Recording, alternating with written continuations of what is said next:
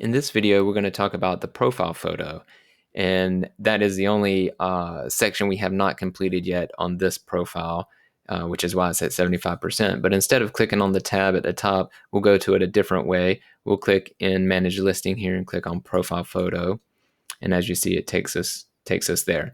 So this is a company type of count.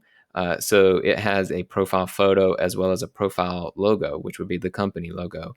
If you selected an individual account, you would not see the logo option. You would only see the profile photo.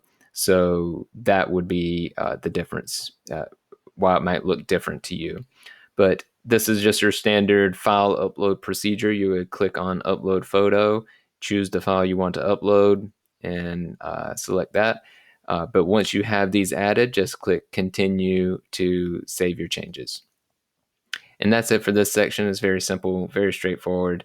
If you did want a company logo and you don't see that option here, just go back to the contact details section and change your type to company organization instead of personal individual type listing.